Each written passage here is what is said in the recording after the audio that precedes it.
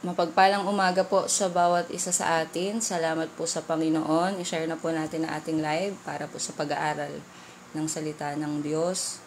Ang live po na ito ay nanggagaling sa District 6.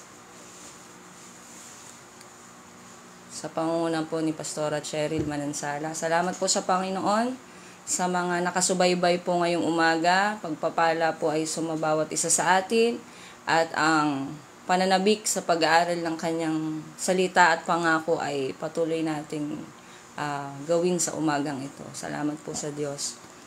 Malinaw po ba ang ating sounds? Salamat po.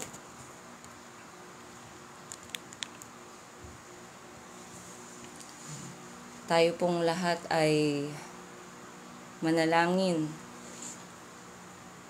Panginoon, salamat po sa umagang ito. Kami po ay inyong gabayan. Patuloy po kaming lumalapit sa inyo. Hinihingi ang inyong pagsama, banal na Espiritu. Kami po ay inyong gabayan at samahan, pangunahan sa lahat ng aming gagawin sa aming mga buhay. Dahil kung wala ang inyong pagsama, Panginoon, ay kami papunta sa walang kwenta at sa isay na buhay. Kaya naman, Panginoon, ngayong umagang ito, patuloy kaming humihingi ng inyong gabay sa pananalangin at sa pag-aaral ng inyong salita. Patuloy, O Diyos, kayong maghari sa aming mga buhay. Sa mga nakasubaybay ngayong umagang ito, patuloy nyo kaming turuan at tulungan ng inyong salita. Salamat po, Panginoon. Ito po ang aming panalangin sa pangalan ni Jesus. Amen. Amen. Ayan, salamat po sa Diyos sa panibagong umaga, sa panibagong araw na Kanyang ibinigay sa atin at muli makapag-aaral po tayo ng Kanyang salita. Hindi lang po ako makaawit ngayon dahil po sobrang sakit po ng aking lalamunan, kaya tayo po ay sa kabila nun ay magpapatuloy po tayo sa pag-aaral ng salita ng Diyos. Makibukas po tayo sa aklat ng Gawa 5, Acts 5. Let us open our Bible in the book of Acts. Aklat na mga gawa po tayo. Ayan. Verses 1 to 11. Sabi po dito, may mag-asawang nagbenta rin ng kanilang lupa. Ang pangalan ng lalaki ay Ananias at ang babae naman ay Safira. Pero binawasan ni Ananias ang pinagbilan ng kanilang lupa at pumayag naman ang kanyang asawa. Pagkatapos, ibinigay niya ang natirang pera sa mga apostol at sinabi niyang iyon ang buong halaga ng lupa. Agad namang nagtanong si Pedro, Ananias, bakit ka nagpalinlang kay Satanas? Nagsisinungaling ka sa banal na Espiritu dahil binawasan mo ang pinagbilhan ng lupa iyon. Hindi ba't ikaw ang may-ari ng lupang iyon bago mo ibenta? At nang maibenta na, hindi ba't nasa iyo ang pagpapasya kung ano ang gagawin mo sa pera? Bakit mo pa nagawa ang ganito? Nagsinungaling ka, hindi lang sa tao, kundi lalong-lalo na sa Diyos. Ayan, so sumunod na verse sa 5. Pagkarinig noon ni Ananias, natumba siya at namatay. Agad naman siyang nilapitan ng mga binata at binalot ang kanyang bangkay.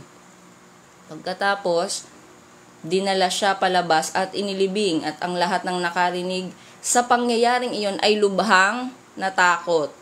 Pagkaraan ng mga 3 oras, pumasok ang asawa ni Ananias, wala siyang kamalay-malay sa nangyari sa kanyang asawa. Tinanong siya ni Pedro, sabihin mo sa akin ang totoo, ito lang ba ang pinagbilhan ng inyong lupa? Sumagot si Safira, sabi niya, oo, iyan ang buong halaga. Kaya sinabi ni Pedro sa kanya, bakit nagkaisa kayong mag-asawa na subukan ang Espiritu ng Panginoon? Tignan mo, nandyan na sa pintuan ang mga binata na naglibing sa asawa mo at bubuhatin ka rin nila para ilibing. Natumba noon din si Safira sa harapan ni Pedro at namatay. Pagpasok ng mga binata, nakita nilang patay na si Safira, kaya binuhat nila siya palabas at inilibing sa tabi ng kanyang asawa. Dahil sa mga pangyayaring iyon, lubhang natakot ang buong iglesia at ang lahat ng nakabalita nito. Salamat po sa salita ng Diyos. Samahan po tayo ng Panginoon sa ating pag-aaral. Napakaganda po ng ating binasa mula sa Aklat ng Mga Gawa. Ano po, hindi po natin pag-uusapan yung tithes and offering dito. Ang ating pong pag-uusapan ay ang patuloy na pagpapasakop at pagtanaw sa kabanalan ng Diyos. Andyan po ba tayo? Mga kapatid, to be holy, para maging banal, mamuhay ng may kabanalan, ay talagang tayo ay naka-set apart. Ibig sabihin, hindi tayo nakikipamatok sa kaparaanan ng gawa ng mundong ito. At ibig sabihin, may distinction. Nalalaman natin ano yung sa Panginoon at hindi sa Panginoon. Amen? So, ating binasa ang mga bersikulo na binasa natin ngayong umaga at nakita natin kung papaano ang mga mananampalataya noon na maglaan ng kanilang buhay at mga ari-arian, ang kanilang buhay at mga ari-arian sa gawain ng Panginoon. Kasi yung mga previous chapter na ito ay talagang nung mabuksan at ang kanilang mga puso't isipan na kanilang maranasan ang pagkilos ng banal na espiritu in Acts 2, andoon yung kapunuan, naranasan nila in the following chapter, naranasan nila, hindi sila napigilan, talagang ginawa nila yung pinakamainam para sa Panginoon, at saka namuhay sila na kung saan ibinibigay nila yung anong mayroon sila. Actually, hindi lang kung ano yung mayroon sila kahit yung walang-wala na sila, ibibigay talaga nila para sa iglesia at gawain ng Panginoon. Ganoon nila tinitignan yung kabanalan at kabutihan na ginawa ng Diyos sa kanila dahil kanilang naranasan nakita nila. Diba? Nakita ng mga apostol, nakita ng mga mananampalataya in early church yung pagkilos at ginawa ng Panginoon. At dahil yun ang kanilang pinanghahawakan, hindi sila mapipigilan ibigay, hindi sila mapipigilan gawin kung ano yung pinagagawa ng Panginoon. At sa ating pagpapatuloy, ang nais ng Diyos na maunawaan natin ngayong umaga ay yung patuloy na kaunawaan natin na ang iglesia ngayon ay dapat maunawaan ang kabanalan at yung ganda ng kabutihan ng Diyos, dahil may danger kapag masyado nating alam niyo yung labis-labis na pagtingin sa kabutihan, nawawala yung paggalang, nawawala yung pagtuon sa kabanalan ng Diyos. That's why we need to be filled with the Holy Spirit, dahil pag wala ang kapunuan niya, hindi natin magagawa at di natin maintindihan at di natin mauunawaan kung ano yung kalugod-lugod sa Diyos at hindi. Amen po ba? Kaya makikita natin even in the Old Testament, even in the Old Testament, we see na yung kabanalan talagang matindi ipaunawa ng Diyos. Matindi ang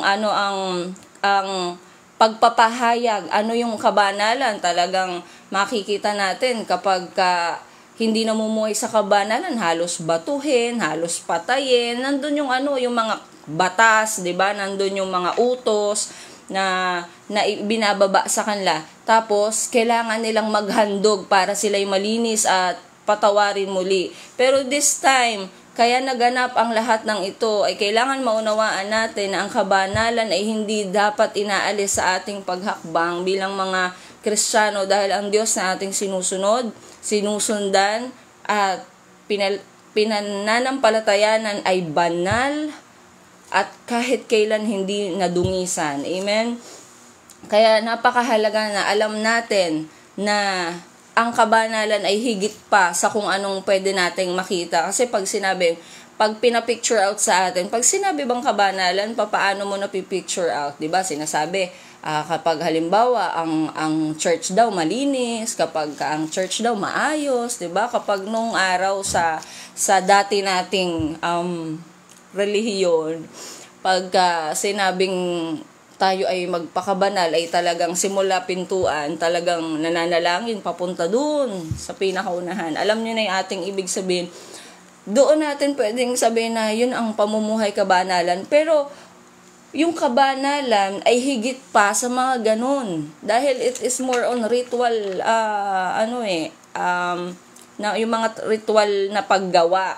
ang nais ipaunawa doon sa ating binasa, kagaya sa buhay ni Ananias and Sapphira, ipinauunawa sa atin gaano kahalaga. Hindi hindi lang yung syempre yung pagbibigay mahalaga, kasi this is a way of worship yung pagbibigay. Una, si Lord, binigay niya ang kanyang buhay, lahat ibinigay niya sa atin. At tayo in return, lahat ng mayroon sa atin, ibibigay at ipagkakaloob natin sa Panginoon. At may panawagan nga, para ibalik natin yung para sa Panginoon. Amen po ba? Hindi lang doon, there is more than that. Yung ating dapat maunawaan ngayong umagang ito ay kailangan seryoso tayong nauunawaan natin yung kabanalan na itinuturo ng salita ng Diyos sa atin ngayong umaga. Kasi nowadays, ang churches ay masyado tayong abala sa mga ginagawa, masyado tayong doon sa mga kaparaanan natin, pero hindi yun yung nais ng Panginoon. Ang nais ng Panginoon ay maging puno tayo ng pagsama niya, maging babad tayo ng pagsama niya, at nag-aaral tayo ng salita niya so that hindi po tayo naliligaw, hindi tayo nako-confuse, dahil nowadays ang daming mga turong kumakalat, ang daming mga sabi-sabi na mababasa natin even in social media. That's why hindi tayo dumidepende sa kung ano lang nababasa natin sa mga social media platforms. We need to embrace the truth, and the truth is the Word of God. Amen? Lahat yan ay galing sa Panginoon, at iyan ang magbibigay sa atin ng pamumuhay na nararapat at kalugod-lugod sa Diyos. Amen po ba? Kaya dapat maunawaan natin ito sa tulong at biyaya ng Diyos. Ngayon, kailangan sa pagkaunawa natin sa kabanalan ng Panginoon, makikita natin doon sa verse 5, sa chapter 5, doon sa verse 11, sabi doon, "Great fear seized the whole church and all who heard about these events." Why? Pag naunawaan natin at tutuhanan natin, naiintindihan yung kabanalan ng Diyos at pagkatakot sa Panginoon, ang magkakaroon tayo ng takot, banal na takot sa Kanya.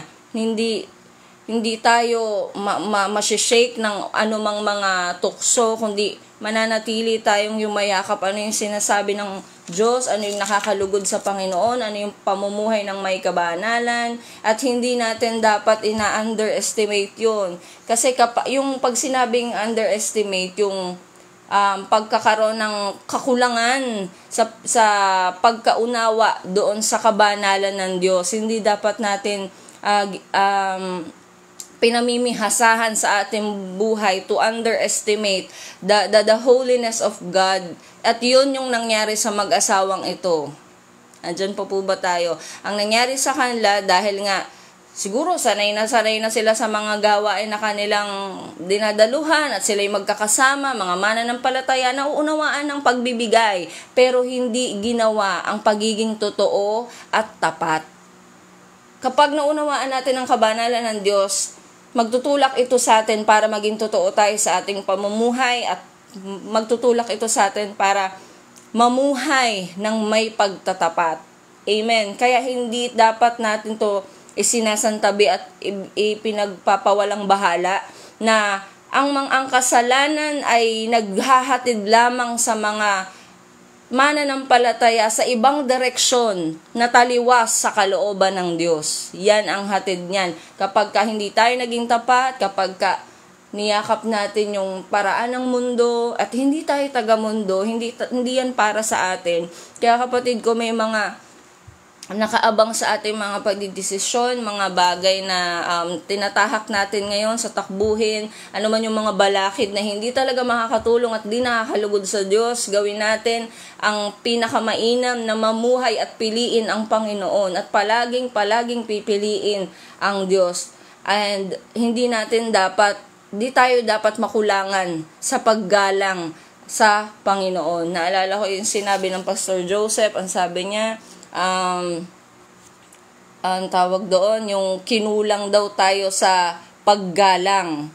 Sumobra sa biyaya, kinulang sa paggalang. Hindi pwede, dahil pag naunawaan natin ang biyaya ng Diyos, magtutulak ito sa atin, mga kapatid, ng ang pamumuhay na may kabanalan, pamumuhay na may banal na pagkatakot sa Diyos, yung pipiliin at gagawin natin yung pinakamainam, hindi sa paningin ng tao, dahil lumusot man tayo sa paningin ng tao, hindi tayo makakalusot sa paningin ng Diyos. At yun yung nangyari sa kanila. Amen. Kaya hindi natin to dapat alisin. At ang pamumuhay na may kabanalan, may dapat din tayong tandaan. Baka sa sobrang pamilyar natin na nagmamalabis naman tayo sa kabutihan ng Diyos. Alam nyo ba na may danger din doon? Yes, we are embracing the goodness of God. We are embracing the greatness of God, the faithfulness of God.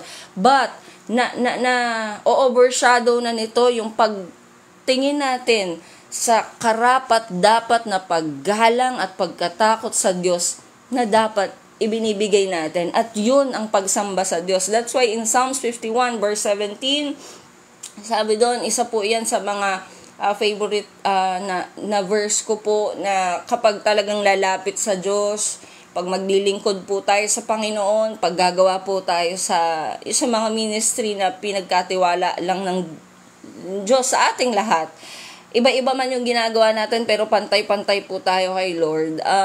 Psalms 51 verse 17, a broken spirit and a contrite heart you will not despise. Ang hinahanap ni Lord, yung broken spirit and a contrite heart. And pagbabalikan natin yung Psalms 24, anong sinasabi doon? Clean hands and pure heart. Meron sa atin na dapat ma-break, kailangan broken tayo, at meron sa buhay natin na dapat malinis, at kailangan tayo ay madalisay, lalo na sa mga huling panahon, because God is calling the attention of the church nowadays, na nangyayaring maraming kaabalahan. He is preparing the church, and He is calling out the attention of the church to be pure and remain pure till He comes. Yan yung dapat nating panghawakan, na habang gumagahid yung oras, panahon at mga pagkakataon, mas niyayakap po natin yung pamumuhay ng may kabanalan sa Panginoon, na hindi tayo maging panatag lang sa mga paglilingkod na ginagawa natin. Bagkus sumasabay yung isip natin, sumasabay yung puso natin, na hindi lang gumagalaw palagi yung paglilingkod ng mga kamay natin at katawan natin, kundi nababago talaga tayo inside and out. For alam mo yun, yung para pa mas magamit tayo ng husto ng Panginoon, na maging handog tayo sa Kanya, na walang bahid dungis. Bagamat, syempre, tayo hindi perpekto, pero hindi yung dahilan para hindi natin lakaran ano yung sinasabi ng salita ng Diyos. To be holy, for He is holy. Diba? Dahil ang Diyos natin ay banal, dapat mamuhay tayo ng may kabanalan. That's why we need to seek God and pray to God to fill us with the Holy Spirit. The Holy Spirit who will direct our paths. He will direct our paths. Why? Because He is the advocate. He is the advocate. Ibig sabihin, siya yung tagatulong. Siya yung tagapayo na magdadala sa atin, hindi sa kamalian, kundi sa kabanalan. Amen. So, never underestimate the holiness of the Lord, and never overestimate the greatness, the faithfulness, and the goodness of the Lord. Ano ibig sabihin nun? Maaring ang pagkaunawa natin na mabuti ang Panginoon, labis-labis na puno yung puso natin na mabuti at tapat at dakila ang Diyos, pero kinulangan tayo sa paggalang at pagkatakot sa Panginoon. Kailangan sabay siya, na habang tayo ay napupuno ng kabutihan ng Diyos, habang tayo napupuno ng kabanalan ng Diyos, habang tayo napupuno ng katapatan ng Diyos, mas lalo naman tayong napupuno ng pagkatakot sa Kanya at pagmamahal sa Kanya, at pagkakaroon ng pagyakap lalo sa kabanalan niya. Because He is preparing the church, He is calling the attention of the church. Talagang itinutuon tayo ng Diyos para dyan. Kaya in Psalms 101 verse 7, anong sabi doon? Ang mga mandaraya at mga sinungaling ay hindi ko papayagan tumahan sa aking templo. Ibig sabihin, merong standard. Amen. Yes, mabiyaya ang Diyos, but never forget, never neglect, never skip, and never underestimate the holiness of the Lord that we are serving, that the total allegiance ng ating mga ginagawa ay para sa Panginoon na may kalakip na pagtatapat at banal na pagkatakot sa Kanya. Amen. Hallelujah. And after natin maunawaan na hindi tayo dapat makulangan sa pagtanaw at pagtuon sa kabanalan ng Diyos, patuloy nating niyayakap ang kabutihan at ang kadakilan at katapatan ng Diyos. Anong bunga nito? Kaya sinabi sa Acts 5 yung kanina na ating binasa, that great fear seized the whole church and all who heard about these events. Why? Because andoon yung pagkaunawa sa biyaya ng Diyos na ating sinasamba. Maghahatid siya sa atin na mas lalo nating sambahin ang Diyos sa espiritu at katotohanan. Alam natin yan in Romans chapter 12. And we really need to understand and embrace who God is. Kasi mga kapatid, kapag nakatuon lang tayo kung ano yung ginawa ng Diyos, kulang-kulang tayo niyan. Kailangan alam natin sino ang Diyos. Kaya nga tinatanong ni Jesus yung mga disciple nyo o para sa inyo, sino ba ako? Sabi ni Jesus Diba? Kasi pwede natin sabihin, Lord, kayo yung nagpo-provide sa amin, kayo yung nagpapala sa amin, kayo yung gumagabay sa amin. Sa atin, na mga nanonood, sino sa atin ang Panginoon? Hanggang pagpapala lang ba? Hanggang pagpapagaling lang ba?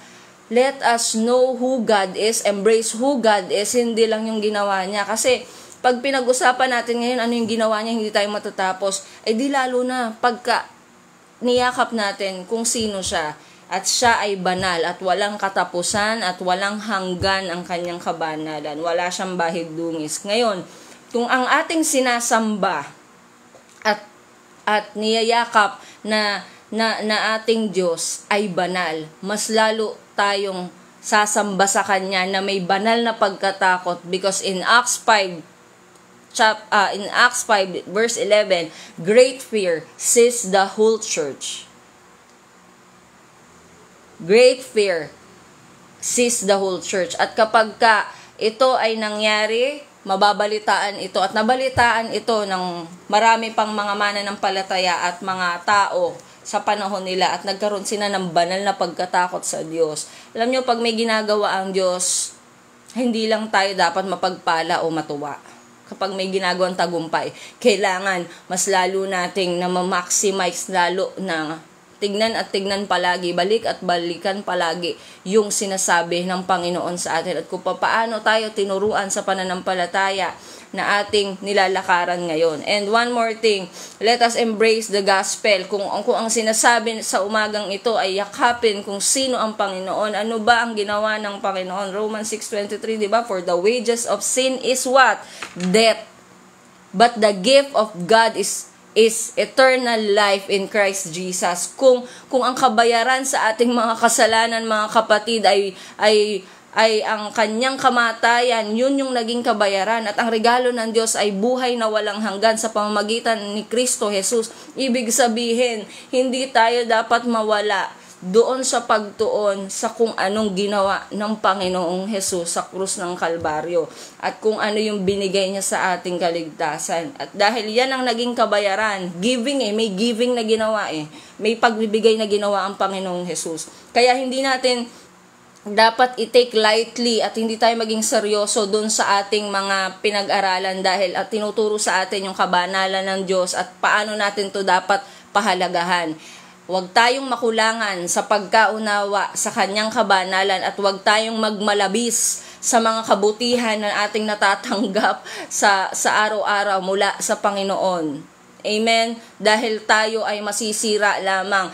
Remember in Old Testament, Nadab and Abihu, anong ginawa nila? In yung sa paraan ng kanilang pag-worship, anong ginawa nila? Dahil hindi sila ang nakatalaga para doon sa apoy na kanilang ginawa. Anong nangyari? Namatay sila. Something spiritual will die in us kapag hindi lagi tayo sumusunod sa Diyos. Kaya kapag hindi tayo sumusunod sa Diyos, parang may kulang, parang may nawawala, parang may lumalayo kasi hindi tayo nakadesenyo sa pagtalikod, sa paggawa ng kalooban ng Diyos. Ayan po. Kaya salamat po sa Panginoon sa umagang ito dahil tinuruan niya tayo muli, binasag niya tayo muli at patuloy niya tayong nililinis, patuloy niya po tayong pinagtitibay dun sa ating mga hakbang dahil tinawag po tayo ng Diyos para magtagumpay at tinawag tayo na higit pa sa mananagumpay at patuloy nating yayakapin kung ano ang sinasabi ng salita ng Diyos at hindi tayo aalis sa katotohanan ito. Huwag tayong aalis. Bagkus, ibahagi pa natin yung lahat ng ating natututunan. Let us share the gospel. At yung mga nasa church, mga kapatid, let us remind each and everyone, build up each other, magpaalalahanan tayo. Kahit tayong mga nagpapastor, hindi tayo dapat maging panatag. Kailangan maging mapagbantay tayo. Tayong mga gumagawa na sa kanya ubasan. Tayo na mga nangangalaga, na mga tupa na pinagkatiwala ng Diyos. Lahat tayo pantay-pantay sa harap ng Diyos bilang mga anak niya. Ngunit kailangan natin hakbangan na tayo ay yakapin natin kung gaano kabanal ang Diyos at hindi tayo magmalabis sa pagtuon sa kabanalan ng Diyos at kabutihan kasi masisira lang yung ating direksyon patungo sa Diyos na ating sinasamba at pinananampalatayanan. Kaya salamat po sa Panginoon, tayo pong lahat ay manalangin. Dakilang Diyos, salamat po sa umagang ito. Lumalapit po kami sa inyo at nagpapalinis. Humihingi ng tulong at gabay. Wala po talaga kami magagawa apart from you, Lord God. Kaya Panginoon, ngayong umaga sa pagbubukas ng aming araw, sa paglipas ng mga oras na parating, tulungan nyo kaming mamuhay ng may kabanalan, tulungan at turuan nyo kami na hindi namin ma-overestimate yung kabutihan na binibigay nyo sa amin, na palagi ito magtulak sa amin na lumakad ayon sa inyong direksyon, lumakad sa inyong kalooban, lumakad ayon sa katotohanan. Dahil kung didepende lang kami sa aming mga sarili, ay hindi namin alam saan kami patungo. Kaya naman, Panginoon, ngayong umagang ito, patuloy nyo kaming samahan at tulungan dahil hindi namin alam ang gagawin namin. Maliban magpasakop kami sa inyong kalooban at sa inyong salita, sa inyong magagawa. Magiging malinaw ang aming hakbang pagkat kami nakadesenyo bilang mga tinawag nyo, bilang mga pinabanal nyo, Panginoon, ibinukod ay patuloy nyo, Panginoon, tulungan sa lahat ng aspeto. Lord, patuloy kaming nagpapasakop sa inyo ngayong araw na ito at sa araw-araw ng aming mga buhay, lahat ng mga kapatid namin, Panginoon, na papasok sa trabaho, yung mga may gagawin sa bahay, yung mga may mga gagawin pang mga bagay-bagay. Sa araw na ito, Panginoon, gabayan nyo kami at ang piliin namin ay ang desisyon na naghahayag ng inyong kalooban. Kaya salamat, Panginoon, samahan nyo kami, banal na Espiritu, sa pangalan ni Jesus. Amen. Amen. Salamat po at mapagpalang umaga po sa ating lahat. Ang Diyos ay banal, tapat, mabuti at dakila. Salamat po. God bless us all and to God be all the glory.